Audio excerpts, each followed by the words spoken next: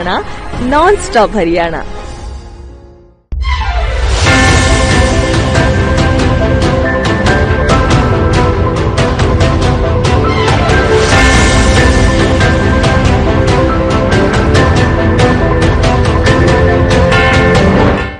नमस्कार, मैं इंदु बंसल आप सबका हार्दिक अभिनंदन करती हूं अपने खास कार्यक्रम सत्ता के दावेदार में।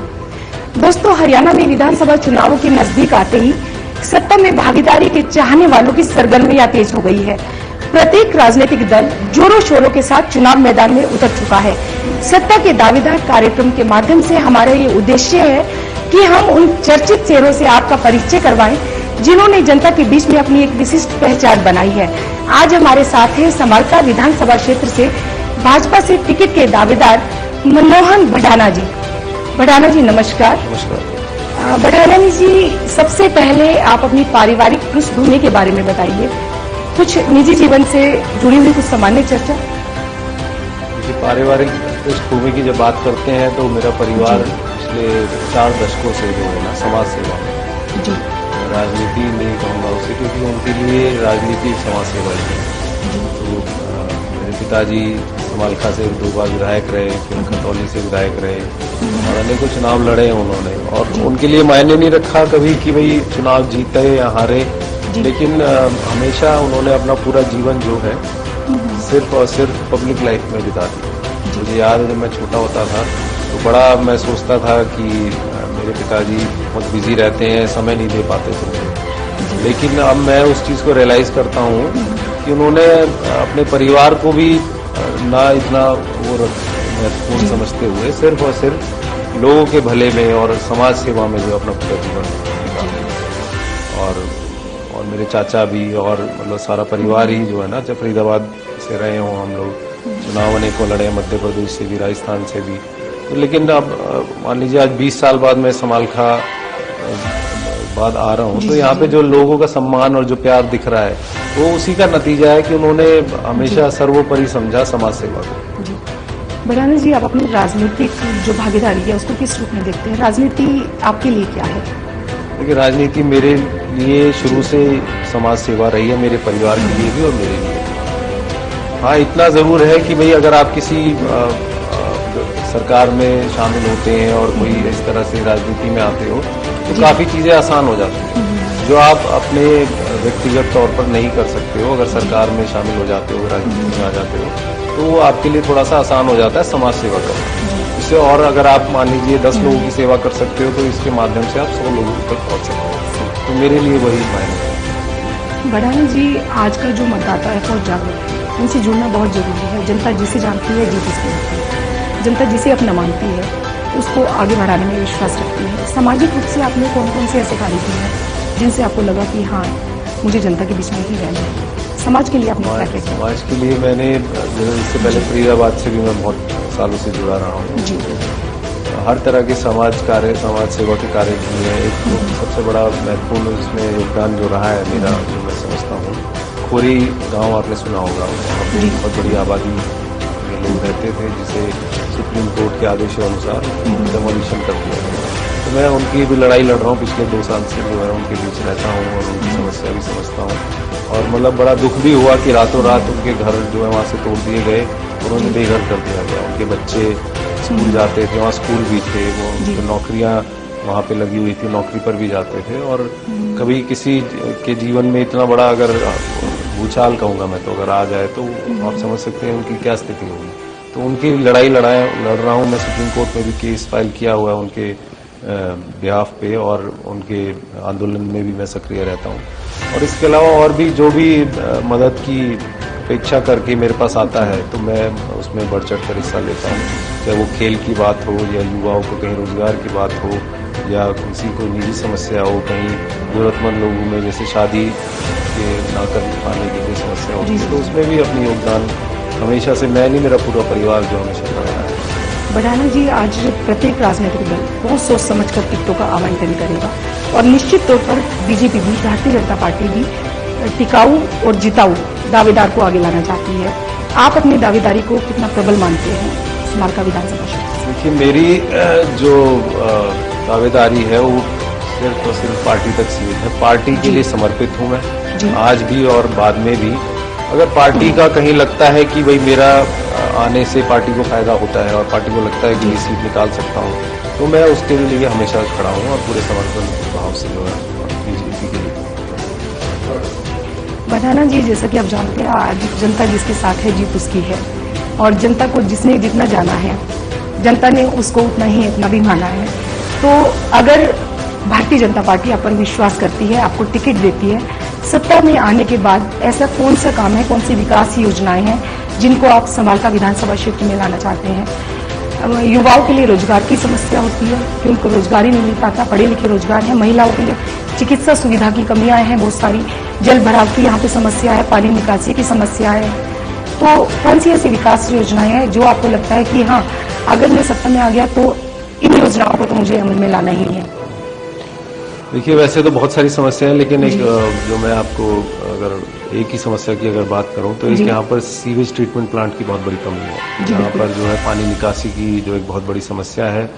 समालखा क्षेत्र में आज जो है ना जनसंख्या बढ़ती जा रही है, काफी लोग यहाँ पर बस रहे हैं, तो उस तरह से यहाँ का जो मूलभूत ढांचा है उसको सुदृढ़ करने की बहुत ज्यादा आवश्यकता है। क्योंकि जब बारिश होती है तो सीवेज का पानी ऊपर आ जाता है, उससे जो है आप समझ सकते हैं जीवन कितना दुर्लभ हो जाता है। तो ये एक बहुत बड़ी कमी है जो जिससे मैं चाहूंगा कि अगर मैं बन जाता हूँ तो उसको पूरा करूँ।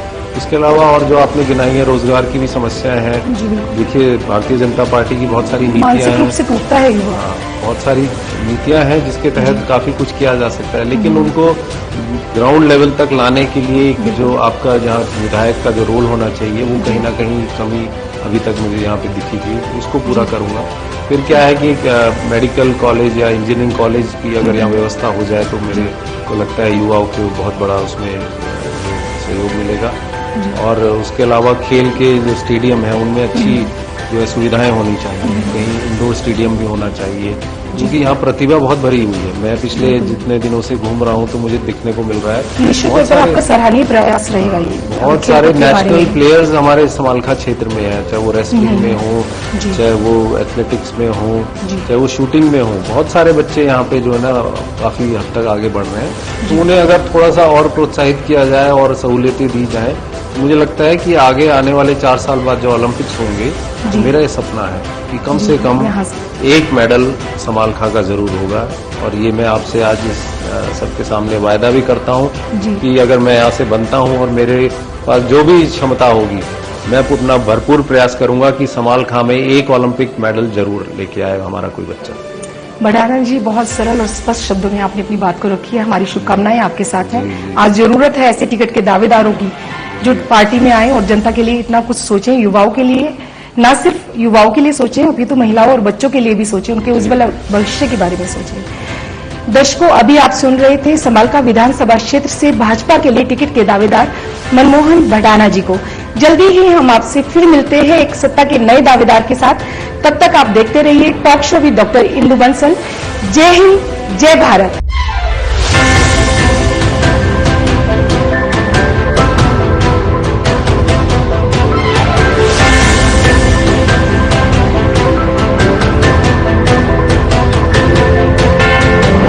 नमस्कार दर्शकों, मैं इंदु बंसल आप सबका अभिनंदन करती हूं अपने खास कार्यक्रम सत्ता के दावेदार में।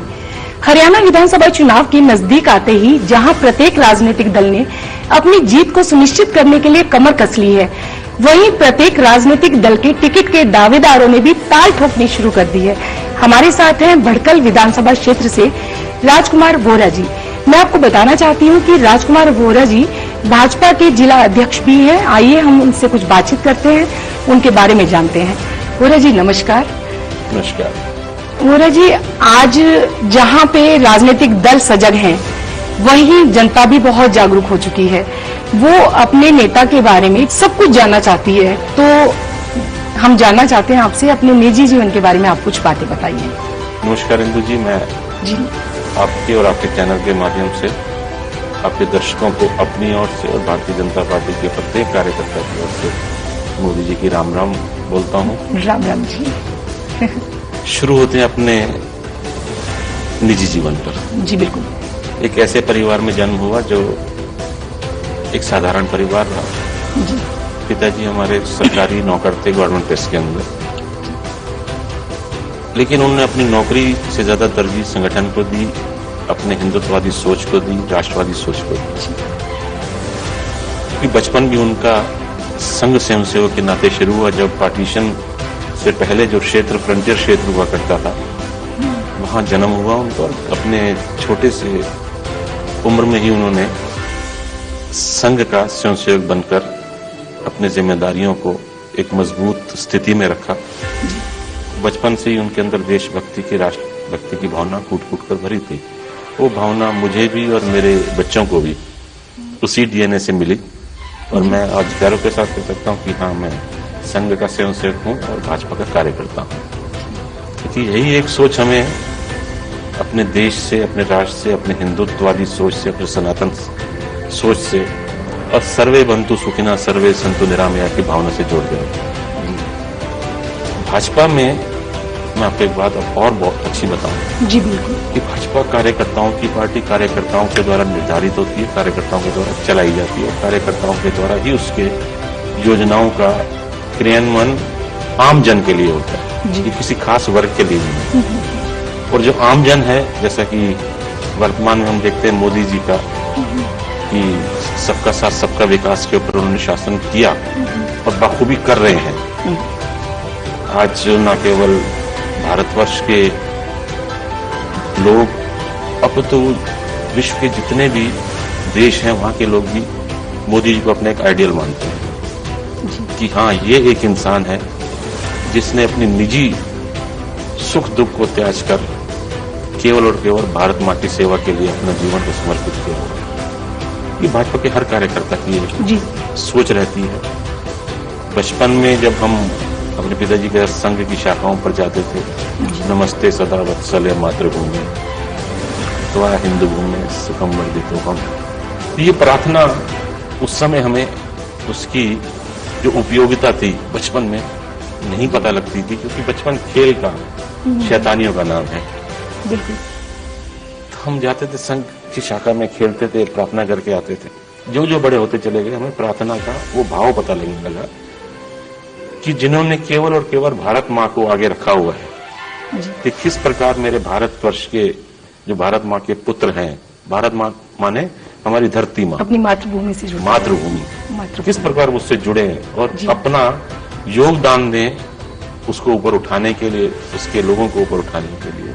तो मैं गर्व के साथ कहता हूँ कि हाँ, मैं भाजपा कार्यकर्ता हूँ, संघ स्वयंसेवक हूँ और भारतीय नागरिक हूँ। बिल्कुल पूरे जी, अभी आपने बताया अपनी पारिवारिक पृष्ठभूमि के बारे में, अपने पिताजी के बारे में बताया कि उन्होंने कितने बाल्यकाल से आपको कितने अच्छे संस्कार दिए, अपने साथ लेके जाना बच्चों को, क्योंकि वही संस्कार बच्चों में बीज रूप से पनपते रहते हैं और बड़े होकर वट वृक्ष का रूप भी लेते हैं। बुरा जी, आपसे मैं एक ये प्रश्न जरूर पूछना चाहूंगी कि आपके लिए राजनीति क्या है?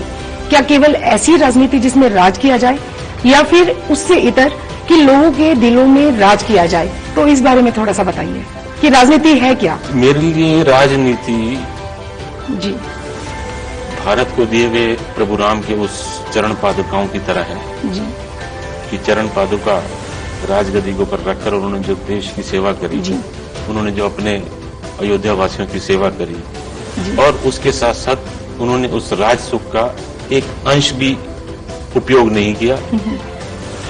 जब तक राजा रामचंद्र जी, प्रभु राम वनवास से वापस नहीं आए, वो जमीन पर कुश आसन पर बैठते थे, कुश आसन पर सोते थे। तो मेरी भी यही एक सोच है कि राजनीति में जो सेवा करने के लिए हमें स्थान चाहिए होता है, बहुत आवश्यक है, क्योंकि हमारी सोच जो है वो हमें बताती है कि हम किस प्रकार एक आम जन की जो समस्या है उसको निदान कर सकते हैं। हम स्वयं समस्याओं से निकले हुए हैं, हमने स्वयं अपना जीवन समस्याओं, एक साधारण परिवार में जन्म हुआ मेरा। हमारी माता जी और हमारे पिताजी ने बहुत सुविधाएं ना होते हुए भी हमें बहुत अच्छी तरह से रखने का, उन्होंने पालने का उन्होंने एक योगदान दिया, हमारे को एक ऐसा इंसान बनाने की उन्होंने कोशिश करी। वही सोच हमारे अंदर है कि हमारे पास कुछ साधन कम हो सकते हैं, अगर हमारी नीयत ठीक है और हम सामने काम करना चाहते हैं तो उन साधनों में भी हम बहुत सारा उस समस्या का निदान निकाल सकते हैं। जो आज कुछ लोग कह देते हैं कि हमारे पास इस चीज की कमी रही, केवल आपकी नीयत ठीक होनी चाहिए, आपकी सोच ठीक होनी चाहिए, तो आप हर उस काम को कर सकते हैं जो काम करना बहुत जरूरी है। पूरा जी, अभी आपने संघ के बारे में बताया कि वो किस चीज को लेकर चलते हैं, उनकी सोच क्या है, उनकी दिशा क्या है उनकी, और अभी आपने अपने पिताजी के बारे में भी बताया था, संघ के बारे में भी आपने बताया, श्री राम जी का भी आपने उदाहरण दिया। तो आप यहाँ से टिकट की दावेदारी कर रहे हैं, तो जाहिर सी बात है आप बहुत कुछ जानते भी होंगे। ऐसी कौन सी समस्याओं को आपने देखा है जो आप चाहते हो कि अगर मैं सत्ता में आता हूँ, मैं सरकार में आता हूँ, मुझे टिकट मिलता है, तो उन समस्याओं को मैं आवश्यक रूप से सबसे पहले दूर करना चाहूंगा। तो उसके बारे में बताइए कि कितना जमीन से आप जुड़े हुए हैं। मूलभूत जो समस्याएं रहती हैं जी, वो ये नहीं कि खत्म हो जाती हैं, जो जो जीवन चलता है बढ़ता है वो समस्याएं भी कम हो जाती हैं। अगर हम जैसे कहते हैं कि पूरा नाम करतार का, कि पूरे तो केवल प्रभु हैं, भगवान हैं, जब तक इंसान है कुछ ना कुछ कमी जरूर रहेगी। उन कमियों को हम कैसे दूर करते हैं? अगर हम कमियों को, छोटी छोटी कमियों को दूर करना शुरू कर दें तो एक पहाड़ का रूप नहीं लेंगे। बिल्कुल। आज की हम देखते हैं कि पॉपुलेशन बहुत तेजी से बढ़ रही है, और हरियाणा और फरीदाबाद क्योंकि औद्योगिक नगरी रही है, तो इसलिए बाहर के प्रवासी बहुत हैं यहाँ पर, काम धंधे की तलाश के लिए आते हैं। और जब पॉपुलेशन बढ़ जाती है तो जो हम लोगों ने सुविधाएं पीछे सरकारों ने दी थी, जैसे हम सीवर की समस्या हम इन दिनों फेस कर रहे हैं, तो जो सीवर की उस समय लाइनें बिछाई गई थी वो इस सोच के साथ नहीं बिछाई गई थी कि बाहर के प्रवासी भी आकर यहाँ बसेंगे, जनसंख्या का एकदम इतना ज्यादा यहाँ पे विस्फोट होना शुरू हो जाएगा। तो उस वजह से सीवर की समस्या आने लगी। अभी हमारी सरकार ने एक योजना बनाई है फरीदाबाद के लिए भी, अमृत योजना।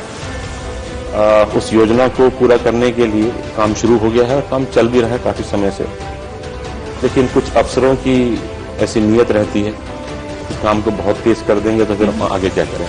जब लोगों की समस्याएं खत्म हो जाएंगी तो लोग अफसरों को पूजना बंद कर देंगे। पूरा जी, एक बात और मैं आपसे जानना चाहती हूँ, अभी आप इस क्षेत्र से, बड़कल विधानसभा क्षेत्र से अपने टिकट की दावेदारी को कितना प्रबल मानते हैं, कितने निश्चिंत हैं आप? ये हमारे जो संगठन का जी शीर्ष नेतृत्व है जी, उन तक मैंने अपनी बात पहुंचाई है कि अगर संगठन उचित समझे जी कि राजकुमार वोहरा को भाजपा कार्यकर्ता के नाते चुनाव के अंदर भाग लेना चाहिए, तो मैं निश्चित ही संगठन की उस सोच को क्रियान्वयन करने के लिए अपना और अपने साथियों के साथ तन मन धन लगाऊंगा, और जो भटकल की सीट है वो पुनः जीत कर अपने संगठन की झोली में रखूंगा। न केवल भटकल की सीट, मेरा तो कर्तव्य है, मेरा दायित्व है कि मैं फरीदाबाद की विधानसभा की 6 सीट जीतकर संगठन को दूं। दर्शकों, अभी आप सुन रहे थे भटकल विधानसभा क्षेत्र से राजकुमार वोहरा जी को। जल्दी ही हम फिर मिलते हैं सत्ता के एक नए दावेदार के साथ। तब तक आप देखते रहिए talk show with doctor Indu Bansal. धन्यवाद। जय हिंद, जय भारत, जय श्री राम।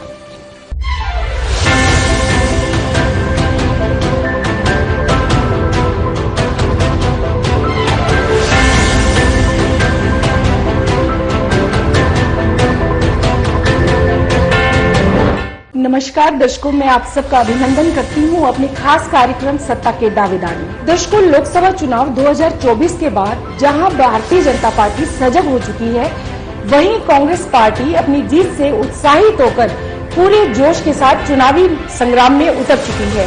हमारे साथ है कांग्रेस पार्टी से टिकट के दावेदार बल्लभगढ़ विधानसभा क्षेत्र से मनोज अग्रवाल जी।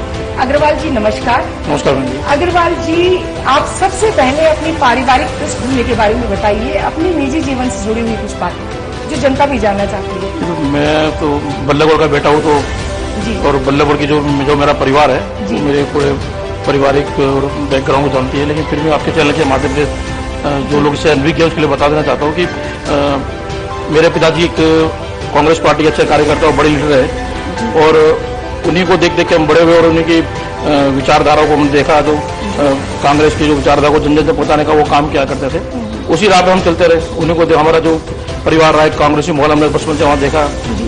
युवा हुए तो NSY के माध्यम से हमें कांग्रेस पार्टी में काम करने का मौका मिला, और 2001 की बात है, मुझे बल्लभगढ़ विधानसभा क्षेत्र से यूथ कांग्रेस का ब्लॉक अध्यक्ष भी बनाया गया, और भिन्न भिन्न पदों पर मैंने पूरे फरीदाबाद में और प्रदेश के अंदर कांग्रेस पार्टी के लिए काम किया।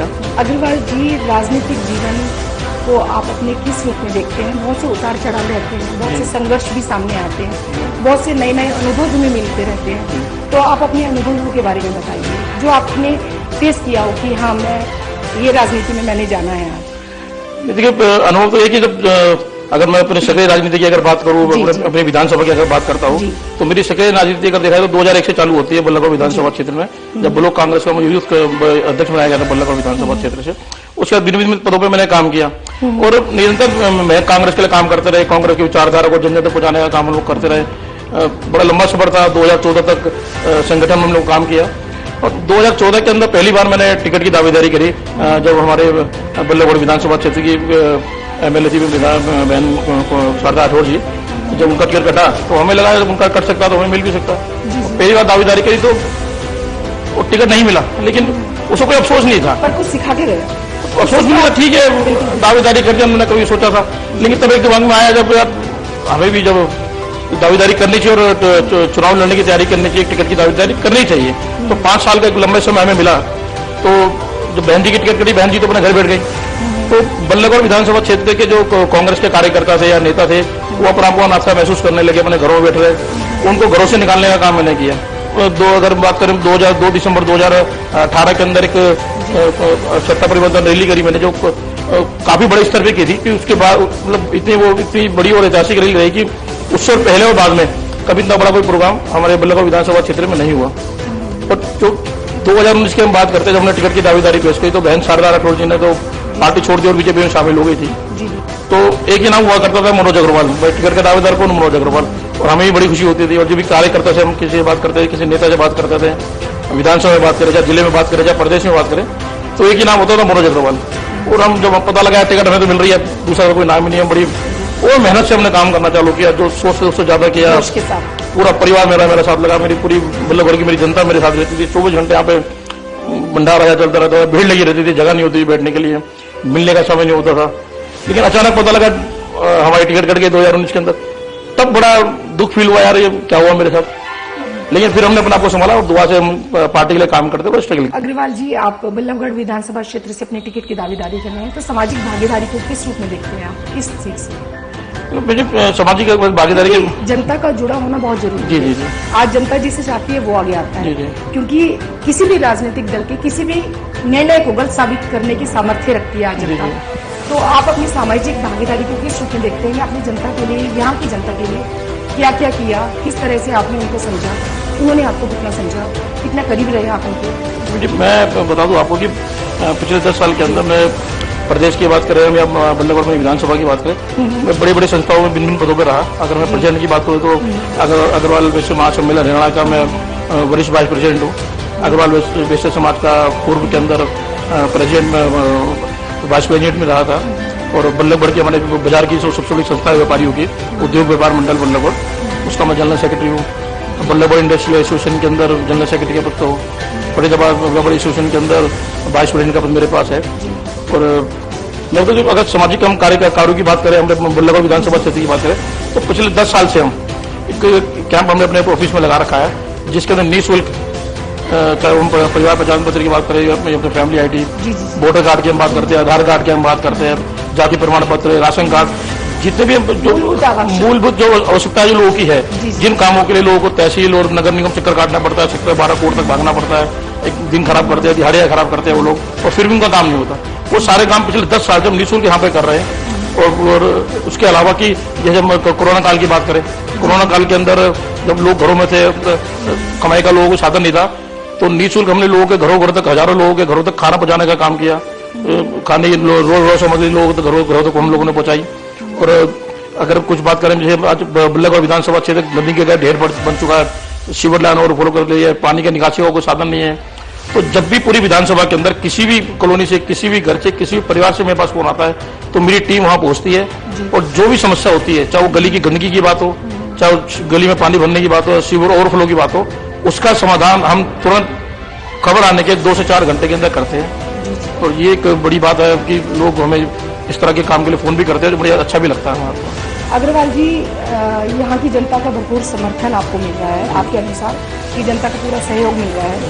आप बल्लभगढ़ विधानसभा क्षेत्र से अपने टिकट की दावेदारी को कितना प्रबल मानते हैं? ये तो मेरी खुद से कि हाँ मुझे मिलेगी।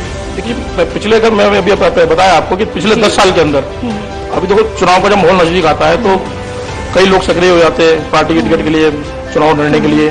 कोई दूसरी पार्टी छोड़ के हमारे कांग्रेस पार्टी में आ रहा है। कि अभी आपने देखा कि राहुल जी की भारत जोड़ो यात्रा जो पूरे हरियाणा देश में निकाली गई थी, बहन कुमारी शैलजा जी ने भारत कांग्रेस संदेश यात्रा को पूरे हरियाणा में निकाला था, तो उसका जो रिजल्ट हुआ है हमारे सामने, वो भी हमने देखा कि हरियाणा के अंदर लोकसभा की जो एक भी सीट नहीं थी, 5 सीटें हम लोग जीते। तो दावेदारी का मतलब कि पिछले 10 साल के अंदर एक मनोज अग्रवाल ऐसा सिंगल आदमी है जो एक दिन घर पे नहीं बैठा, चाहे AIC से कोई प्रोग्राम हो, चाहे PC से कोई प्रोग्राम हो, चाहे कोई धरना, कोई प्रदर्शन, जो भी प्रोग्राम हमको पैसे दिए जाते थे, पूरे जिले की बात करें, विधानसभा की बात करें, तो मनोज अग्रवाल ऐसा आदमी था जिसने हर तरह के प्रोग्राम किए। और पार्टी के नाम पे धरने प्रदर्शन की कोई बात हो, हर तरह के प्रोग्राम हम लग रहे हैं। पार्टी आलाकमान को इस बात के पूरी हर तरह से इस बात की रिपोर्ट भी है। और कुमारी शैलजा जी का जो आशीर्वाद हमारे पास बना हुआ है, उन्होंने पूरा आश्वासन दे रखा है कि आपके अलावा हमें कोई दिखाई भी नहीं देता बल्लभगढ़ विधानसभा क्षेत्र में जो कांग्रेस पार्टी के लिए काम कर रहा हो। निजी तौर पर सभी लोग काम करते हैं, टिकट नहीं मिली पार्टी छोड़ के चले आते हैं, फिर वहां नहीं मिली फिर दोबारा आपसी पार्टी छोड़ जाते हैं। लेकिन अपने इलाका भी जैसे सोच रही पार्टी के लिए काम करना, कांग्रेस पार्टी के लिए काम कर रहे हैं। और हमें पूरा विश्वास है ऊपर वाले पर, पूरा लोग है कि आने वाले समय मनोज अग्रवाल का होगा, कांग्रेस पार्टी टिकट देगी हमें। अग्रवाल जी आप जनता के लिए काम कर रहे हैं, उनका सहयोग भी आपको मिल रहा है, साथ भी मिल रहा है। आपकी जो धर्मपत्नी है प्रियंका अग्रवाल जी, वो प्रदेश महासचिव है। अगर पार्टी नारी शक्ति को आगे बढ़ाते हुए उन्हें टिकट देती है तो इस बारे में आप क्या कहना चाहेंगे? देखिए मैं आपको बता दूं, देखो क्योंकि आपने अभी कहा कि मनोज अग्रवाल के साथ है, और अगर पार्टी उन्हें टिकट देती है कि नहीं हम नारी शक्ति को आगे लाना चाहते हैं। देखिए मैं आपको बता दूं कि प्रियंका अग्रवाल ऐसा नहीं कि मेरी धर्मपत्नी मैं इसलिए ऐसा बोल रहा हूँ, एक नारी भी है वो, और पार्टी ने उन्हें PCC डेलीगेट बनाया हुआ हरियाणा के अंदर। PCC डेलीगेट का मतलब यही होता है कि पार्टी उस विधानसभा क्षेत्र को उसको भावी उम्मीदवार के रूप में देख रही है। तो खाली मेरी धर्मपत्नी होगी नहीं, मैं वैसे भी बोलता हूँ कि अगर पार्टी किसी नारी को टिकट देती है तो हमारे लिए बड़ी खुशी की बात है। और कांग्रेस पार्टी का कल्चर भी रहा है। अभी यूपी चुनाव में आपने देखा होगा कि 50% महिलाओं को टिकट दी गई थी। तो यानी कि मेरी धर्मपत्नी अगर किसी भी महिला को अगर कांग्रेस पार्टी टिकट देती है, चाहे बल्लभगढ़ विधानसभा क्षेत्र की बात हो या हमारे जिला फरियाद की बात हो, तो बड़ी खुशी की बात है। हमारी हर तरह से मदद और सपोर्ट रहेगी। और हम तो चाहते हैं नारियों को आगे किया जाए। आज महिला अत्याचार पूरे हिंदुस्तान के अंदर, आज हरियाणा की हम बात करें तो नंबर 1 पर चल रहा है। तो जितनी ज्यादा महिलाओं को मौका मिलेगा, जितनी महिलाएं अगर बैठेगी, वो विधानसभा में इस बात को अपनी महिलाओं के लिए जो अपराध चल रहे हैं उसको आवाज उठाने का काम करेगी। तो बड़ी खुशी और अच्छी बात है कि पार्टी किसी नारी को टिकट दे। तो हम चाहते भी किसी महिला को टिकट मिलनी चाहिए बल्लभगढ़ विधानसभा से। निश्चित तौर पर मनोज अग्रवाल जी अपनी नारी के लिए सराहनीय सोच रखते हैं। दर्शकों अभी आप सुन रहे थे बल्लभगढ़ विधानसभा क्षेत्र से कांग्रेस पार्टी से टिकट के दावेदार मनोज अग्रवाल जी को। फिर हम जल्दी मिलते हैं सत्ता के एक नए दावेदार के साथ। तब तक आप देखते रहिए talk show with doctor Indu Bansal. जय हिंद, जय भारत।